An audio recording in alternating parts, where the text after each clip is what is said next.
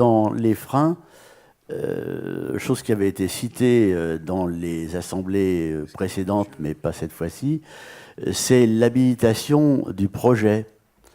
Et là, lorsqu'on en parle à Roanne, avec les gens intéressés, bien entendu, c'est le premier frein. Alors, est-ce qu'il est utile que ce frein-là saute avant les autres, ou bien est-ce que vous pensez qu'il faut démarrer le projet et ensuite le construire théoriquement? Il ne faut surtout pas attendre l'habilitation pour commencer à travailler, parce que l'habilitation, elle sera accordée dans la deuxième loi, parce qu'actuellement, les 10 territoires sont choisis, donc il n'y a pas d'habilitation, il n'y a pas de processus d'habilitation dans l'immédiat. Mais lorsqu'il y aura une deuxième loi dont on ne connaît pas bien la nature, il faut que les territoires soient prêts pour être habilités. C'est-à-dire qu'il faut qu'ils aient créé le consensus, créé le comité local, rencontré les chômeurs de longue durée, commencer à inventorier les emplois, les travaux utiles. Il y a tout un travail. Et l'habilitation se fait sur la justification que toutes ces tâches ont été accomplies. Et c'est un travail qui a pris 2 ans à un certain nombre de territoires. Et 2 ans sans chômer. Hein.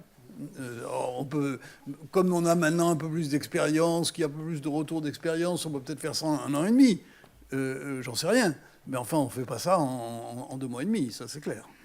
Le déclic, c'est quand même de parvenir à la conviction qu'on peut le faire. C'est ça, il y a un déclic. C'est quand on se met à y croire, alors on peut commencer. Mais dans un premier temps, il faut y croire. Croire à quoi? Eh bien, croire des choses très simples. C'est-à-dire qu'il y a des gens prêts à travailler, qu'il y a du boulot pour eux, et qu'on est assez riche en France pour arriver à financer le travail. Voilà, c'est ça. Quand on croit à ça, on peut s'engager dans le projet. Si on n'y croit pas, c'est pas la peine de s'engager. Mais si on arrive à y croire, forcément, on va convaincre les gens. Parce qu'on va trouver des moyens, de trouver des exemples pour montrer que c'est vrai qu'il y a des gens qui sont prêts à travailler, que c'est vrai qu'il y a du boulot, et que c'est vrai qu'il y a de l'argent. C'est quand même encore la question de la conviction, quoi.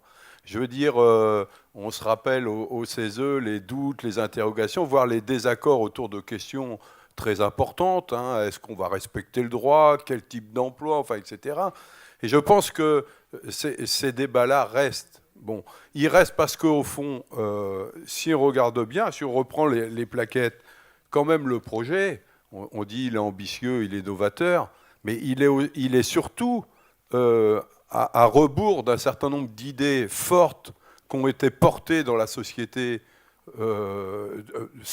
y compris encore ces derniers temps. Moi, ma conviction, c'est que votre sujet est un peu délicat, parce que le chômage a toujours été décrit en France comme un problème structurel, de plus en plus, d'où une question de déresponsabilisation. Après tout, c'est jamais mon problème, c'est le problème des autres, c'est le problème de l'État, c'est le problème des pouvoirs publics.